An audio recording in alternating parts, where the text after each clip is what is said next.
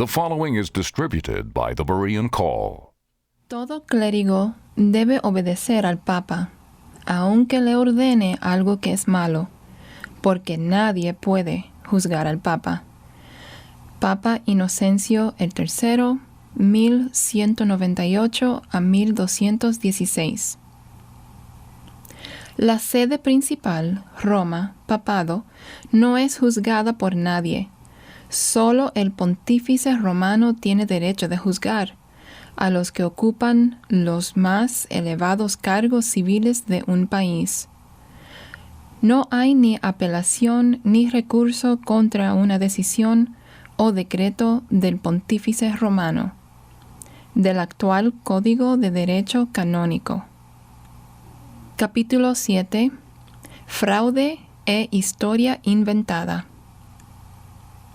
El Papa Católico Romano a menudo ha sido la figura religiosa y política más poderosa de la tierra. Esto es un hecho hoy, a pesar de que el Papa ya no tiene a su disposición los ejércitos y las armadas de los pontífices romanos del pasado. El papado es importante para el catolicismo romano, que está destinado a jugar un papel significativo en los últimos días antes de la segunda venida de Cristo. Por tanto, debemos dedicar tiempo para entender el papado en relación con la Iglesia y con el mundo. ¿Cómo surgió el oficio papal? ¿Qué significado tiene para hoy? Los 980 millones de seguidores del Vaticano constituyen por lo menos 3 veces el número de ciudadanos de cualquier democracia occidental, y solo la población de la China los sobrepasa. Más importante aún, estos 980 millones de personas están diseminadas por todo el mundo, y muchas de ellas ocupan altos cargos políticos, militares y comerciales en países no católicos. Además, el Papa tiene miles de agentes secretos en todo el mundo. Estos incluyen a los jesuitas, los caballeros de Colón, los caballeros de Malta, el Opus Dei y otros. El servicio de inteligencia del Vaticano y sus recursos de campaña son incomparables. En lo político, el Papa ejerce su poder mayormente entre bastidores, a veces en cooperación con la CIA, el Servicio de Inteligencia Británico, el Mossad de Israel y otros servicios de inteligencia, y otras veces lo hace en oposición a estos. Hay que recordar que los 980 millones de súbditos del Papa están sujetos a él por vínculos religiosos que son mucho más fuertes que cualquier lealtad política. Ningún gobierno secular puede competir con el poder motivador de la fe religiosa. El católico romano típico, aunque quizá no esté de acuerdo con su iglesia en temas como la homosexualidad, el aborto, las relaciones sexuales fuera del matrimonio, los anticonceptivos y la necesidad de la confesión, no obstante cree que cuando le llegue el momento de morir, Roma le ofrece la única esperanza. El Papa, como vicario de Cristo, brinda una realidad visible y expresión práctica de esa esperanza. El extraordinario lugar del Papa en relación con los miembros de la Iglesia se expresó sucintamente en la Civiltà Católica de Roma, el cual un buleto papal describió a mediados del siglo XIX como, empiezo de la cita, el órgano periodístico más puro de la verdadera doctrina de la Iglesia. No es suficiente que el pueblo solo sepa que el Papa es la cabeza de la Iglesia. Deben también entender que la propia fe y vida religiosa de ellos fluyen de él, que en él están el vínculo que une entre sí a los católicos, el poder que los fortalece y la luz que los guía, que Él es el dispensador de gracias espirituales, el dador de los beneficios de la religión, el sustentador de la justicia y el protector de los oprimidos. Terminación de la cita. Palabras similares expresaron los seguidores de Joseph Smith, Sun Myung Moon y otros líderes de sectas. El Papa es otro Cristo y Dios en la tierra para sus seguidores, y como declaró el Concilio Vaticano II, Él no puede ser juzgado por hombre ni por tribunal. Deje su mente en la puerta. El Papa y la Iglesia, a través de él como su cabeza, declaran que son infalibles. Los católicos comunes no deben cuestionar nada que el Papa o la Iglesia digan respecto a la fe y la moralidad. Durante siglos, los concilios y catecismos han declarado que es necesaria la sumisión total y todavía insisten en esto hoy. En los días del Concilio Vaticano I, The Catholic World, el mundo católico, les recordó a todos los católicos romanos en los Estados Unidos lo siguiente. Empiezo de la cita. Todo individuo debe recibir la fe y la ley de la Iglesia, con sumisión y obediencia incondicionales del intelecto y la voluntad. No tenemos derecho de preguntar las razones de la Iglesia, como tampoco del Dios Todopoderoso. Con docilidad incondicional toda instrucción que la Iglesia nos dé. Terminación de la cita. La negación de la responsabilidad moral del individuo es tan clara aquí como la que se encuentra en cualquier secta. El mismo requisito de sumisión irreflexiva se exigió en el Concilio Vaticano II. El Código de Derecho Canónico reafirma igualmente la misma regla. Empiezo de la cita. Los fieles cristianos, conscientes de su responsabilidad, están obligados, por la obediencia cristiana, a seguir lo que los pastores sagrados, como representantes de Cristo, declaran como maestros de la fe o determinan como líderes de la Iglesia. Terminación de la cita. Cuando se trata de fe, moral y el camino de la salvación, los católicos deben dejar sus mentes en la entrada y aceptar lo que la Iglesia les diga. Ni siquiera pueden estudiar la Biblia por sí mismos, porque solo el magisterio puede interpretarla. Obviamente, esta prohibición contra la libertad de conciencia se relaciona con la supresión total de los derechos humanos fundamentales para toda la humanidad, en todas partes, lo cual es el objetivo inmutable del catolicismo romano. Para entender el catolicismo romano, uno debe hacer caso omiso de la postura que la Iglesia Católica presenta al público y de su imagen motivada por las relaciones públicas. La cara que Roma muestra al mundo varía de un país al otro, dependiendo del control que tiene y lo que puede efectuar. Más bien debemos examinar las doctrinas oficiales del catolicismo, las cuales nunca cambian. La mayoría de los católicos y no católicos piensan que el Concilio Vaticano II liberalizó el catolicismo. En realidad, reafirmó los cánones y decretos de previos concilios claves. Empiezo de la cita. Este concilio sagrado acepta lealmente la venerable fe de nuestros antecesores y propone de nuevo los decretos del Segundo Concilio de Nicea, del Concilio de Florencia y del Concilio de Trento. Terminación de la cita. El Concilio de Trento denunció la Reforma y maldijo las creencias evangélicas con más de 100 anatemas. El Concilio Vaticano II aprobó y reafirmó esas condenaciones del Evangelio de la gracia de Dios. En cuanto al Papa, el Vaticano II claramente afirmó, empiezo de la cita, el pontífice romano, cabeza del Colegio de Obispos, posee esta infalibilidad en virtud de su oficio, no la santidad de su vida, cuando, como supremo pastor y maestro de todos los fieles, proclama en una decisión absoluta una doctrina pertinente a la fe o moral.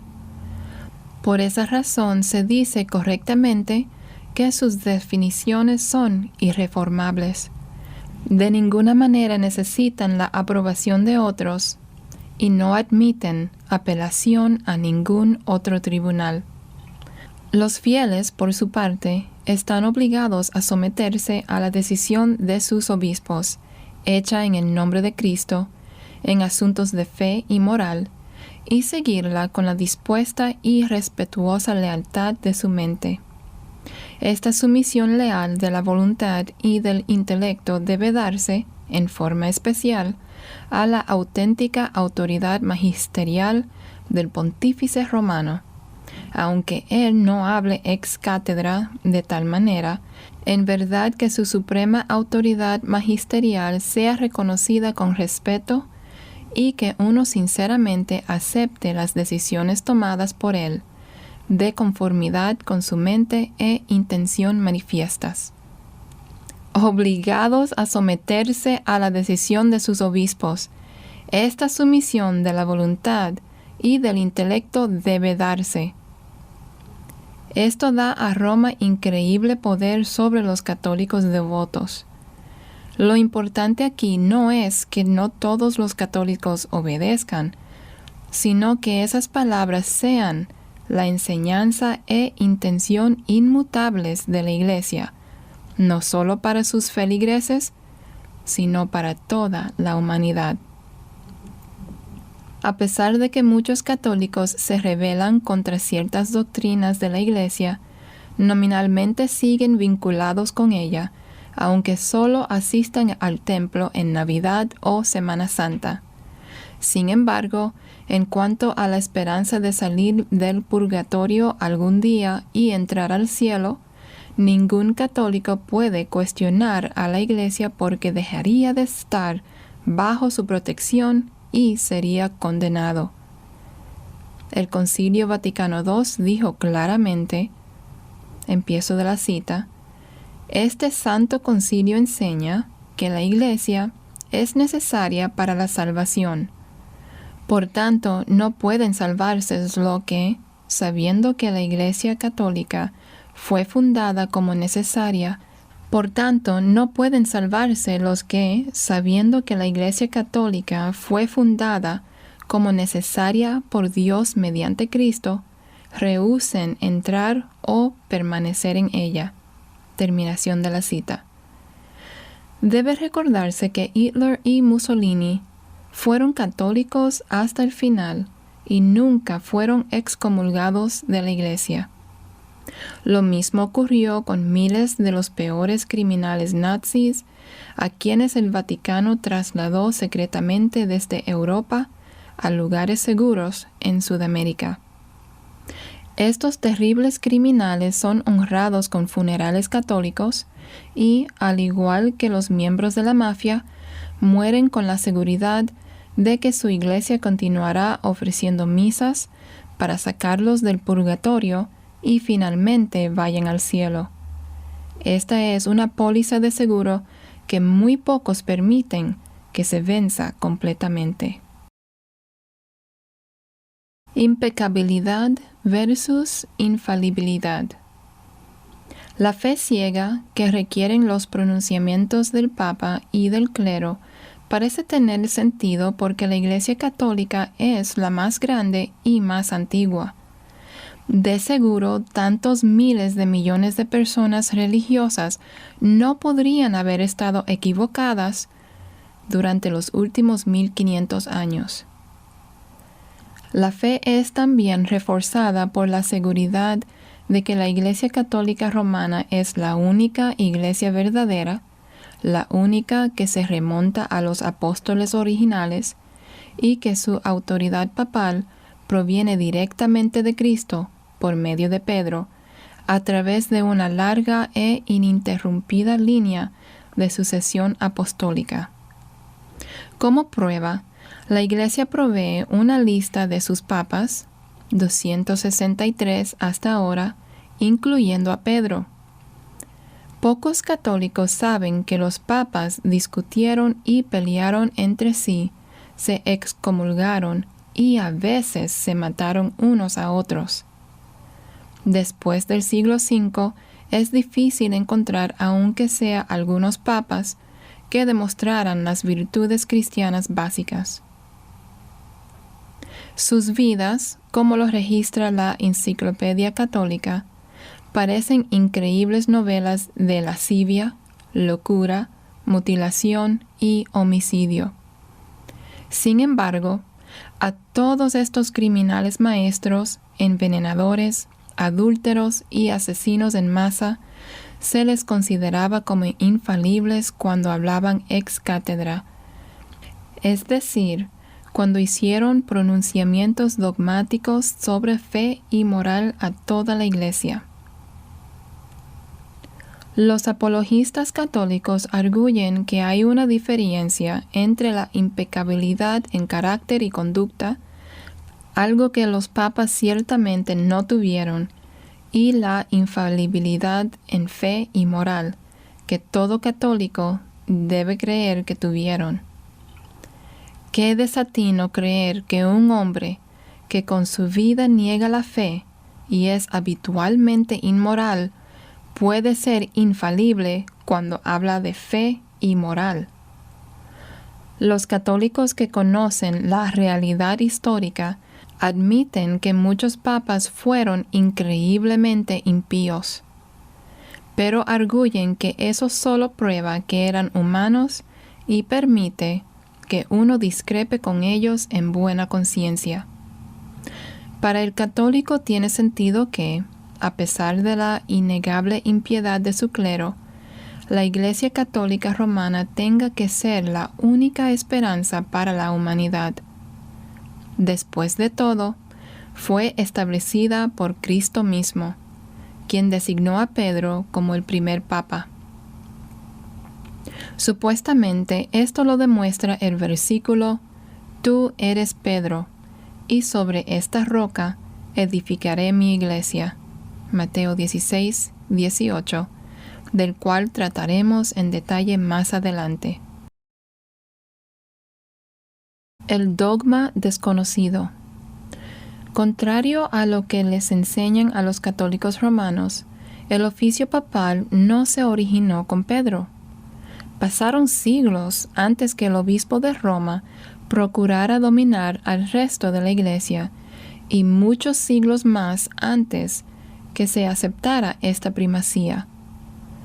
La carta de León el Grande a Flaviano, en 449, no fue aceptada sino hasta que la aprobó el Concilio de Calcedonia. Empiezo de la cita. El Papa León I mismo reconoció que su tratado no podía convertirse en regla de fe hasta que la confirmaran los obispos. Terminación de la cita. Hubo 8 concilios de la Iglesia antes que el cisma en 1054 la dividiera en catolicismo romano y ortodoxia oriental, cuando el obispo de Roma y el patriarca de Constantinopla se excomulgaron el uno al otro. Ninguno de estos 8 concilios fue convocado por el obispo de Roma, sino por el emperador, quien también colocó su sello de aprobación sobre los decretos de tales concilios. Respecto a la autoridad papal, un historiador católico nos recuerda lo siguiente. Empiezo de la cita. El Papa Pelagio, 556 a 560, habla de herejes que se separan de las sedes apostólicas, es decir, Roma, Jerusalén, Alejandría, más Constantinopla. En los primeros escritos de la jerarquía no se menciona un cargo especial para el obispo de Roma, ni el nombre especial de papa. De los 80 o más herejías en los 6 primeros siglos, ni una sola se refiere a la autoridad del obispo de Roma, ni una sola es decidida por el obispo de Roma. Nadie ataca la autoridad suprema del pontífice romano, porque nadie ha oído de eso. Terminación de la cita. El Sínodo de Oriente del año 680, convocado por el Papa Agatón, fue el primer cuerpo eclesiástico que afirmó la primacía de Roma sobre el resto de la Iglesia. Pero este no fue un concilio ecuménico de toda la Iglesia, así que su decisión no fue aceptada en forma general. El historiador católico Pedro de Rosa dice, empiezo de la cita, ninguno de los primeros padres de la Iglesia vio en la Biblia referencia alguna a la jurisdicción papal sobre la Iglesia. Por el contrario, dan por sentado que los obispos, en especial los metropolitanos, tienen pleno derecho a gobernar y administrar sus propios territorios sin interferencia de nadie. La Iglesia Oriental nunca aceptó la supremacía papal. El intento de Roma por imponerla condujo al cisma. Uno busca sin éxito en el primer milenio alguna doctrina o pieza legislativa impuesta por Roma sola sobre el resto de la Iglesia.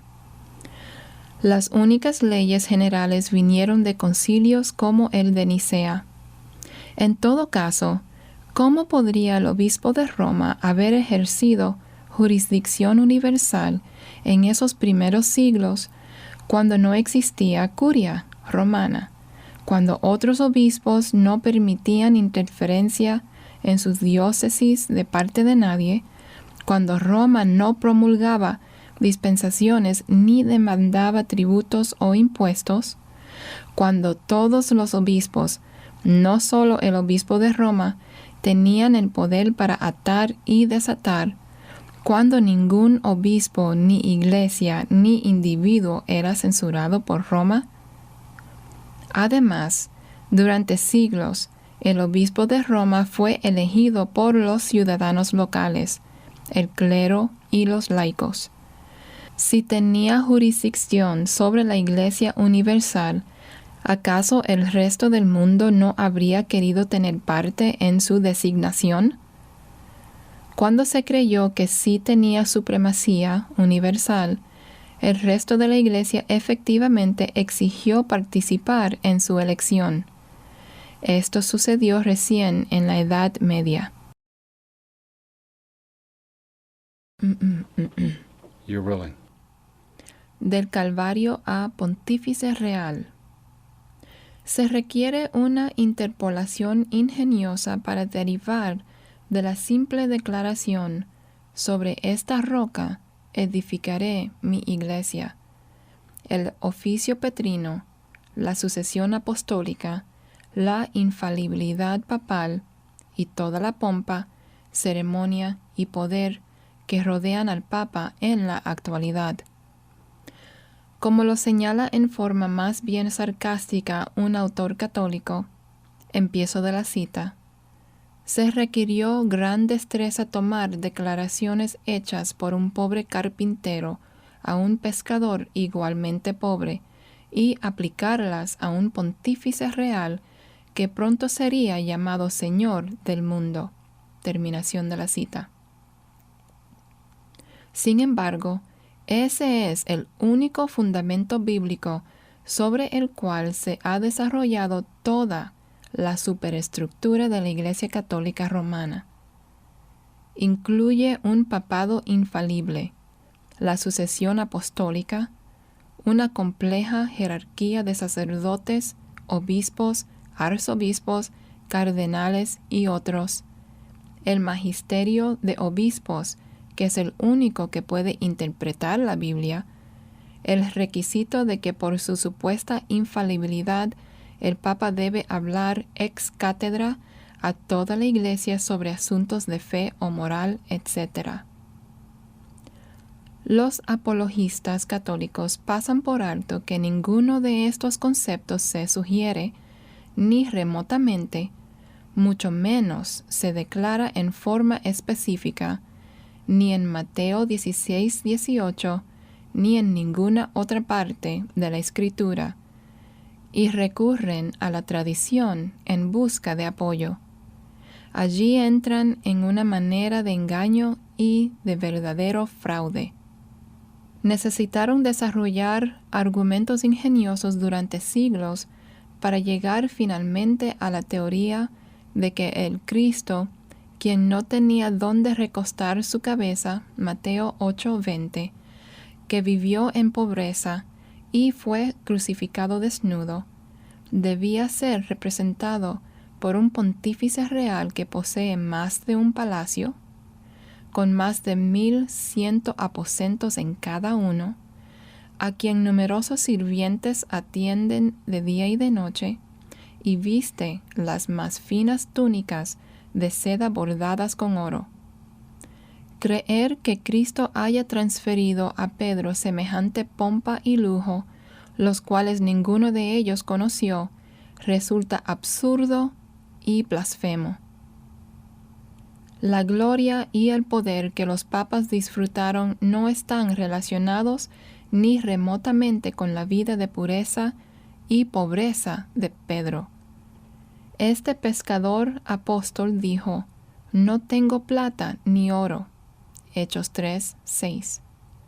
La Iglesia tampoco conoció los lujos papales ni las arrogantes declaraciones de autoridad sobre reyes y reinos, sino hasta siglos más tarde, cuando papas ambiciosos gradualmente extendieron y fortalecieron su autoridad y control sobre los gobernantes terrenales. Los papas comenzaron a otorgarse a sí mismos títulos como Gobernador Supremo del mundo y Rey de Reyes. Otros, declarando que eran Dios en la tierra, aún el Redentor, que colgaba en la cruz como lo hizo Cristo, afirmaron que Jesús puso a los papas en el mismo nivel que a Dios. Pedro habría denunciado semejantes mentiras como blasfemia. Roma había sido la capital del imperio antes que Constantino trasladara su palacio al oriente, y se le continuó considerando como la capital de la mitad occidental del imperio. Cuando el emperador Constantino se estableció en Constantinopla, hoy Estambul, el Papa llegó a tener poder casi absoluto, no solo como cabeza de la Iglesia, sino como emperador del Occidente. Cuando el imperio cayó más tarde, fue el papado el que le dio continuidad a los restos fragmentados. Thomas Hobbes diría, empiezo de la cita, «El papado no es otra cosa sino el fantasma del fallecido imperio romano, sentado con su corona sobre la tumba del mismo». Terminación de la cita. W. H. C. Friend, profesor emérito de Historia Eclesiástica, en su obra clásica The Rise of Christianity, El surgimiento del cristianismo, señala que para mediados del siglo V la Iglesia, empiezo de la cita, se había convertido en el factor más poderoso en la vida de los pueblos del imperio. La Virgen y los santos habían reemplazado a los dioses paganos como patrones de las ciudades. Terminación de la cita. El Papa León I, 440 a 461, hacía alarde de que San Pedro y San Pablo habían, empiezo de la cita, reemplazado a Rómulo y Remo como los patrones protectores de la ciudad, Roma. Terminación de la cita. Friend escribió que, empiezo de la cita, la Roma cristiana fue la sucesora legítima de la Roma pagana. Cristo había triunfado y Roma estaba preparada para extender su dominio hasta el cielo mismo. Terminación de la cita. El descaro de modificar la historia. Tal era la ambición de la mayoría de los que peleaban por el supuesto trono de Pedro y a veces guerreaban unos contra otros para conseguirlo. Usando el nombre de Cristo y haciendo piadosamente la señal de la cruz, se afanaron para satisfacer su codicia de poder, placeres y riqueza. Ni en los escritos de los primeros padres, y por cierto tampoco en la Escritura, podría encontrarse justificación alguna para que ellos se nombraran gobernantes absolutos e infalibles de la Iglesia, y mucho menos del mundo. Por consiguiente, los papas tenían que encontrar otro apoyo. El medio que escogieron fue modificar la historia creando supuestos documentos históricos. La primera de estas descaradas falsificaciones fue la donación de Constantino. Después siguieron las falsas decretales isidorianas, que eran antiguos decretos papales supuestamente compilados por el arzobispo Isidoro, 560 a 636, pero que realmente se redactaron en el siglo IX. Estos fraudes fueron el fundamento para gran parte de la tradición en la que aún confían hoy. El historiador católico J. H. Ignaz von Dollinger escribe que antes de, empiezo de la cita, la época de las decretales isidorianas, en ningún lugar se había intentado seriamente introducir la teoría neorromana de la infalibilidad. Los papas no soñaban con pretender semejante privilegio. Terminación de la cita. Luego explica que esas decretales fraudulentas, empiezo de la cita, en forma gradual pero definitiva, cambiaron toda la constitución y el gobierno de la Iglesia. Sería difícil encontrar en toda la historia otro ejemplo de una falsificación tan exitosa y, no obstante, tan torpe. Durante los pasados 3 siglos, escribió en 1869, ha sido expuesta la mentira, pero los principios que introdujo y puso en práctica se han arraigado tan profundamente en el terreno de la Iglesia y han crecido de tal forma en su vida que la denuncia del fraude no ha producido ningún resultado para sacudir el sistema dominante. Terminación de la cita.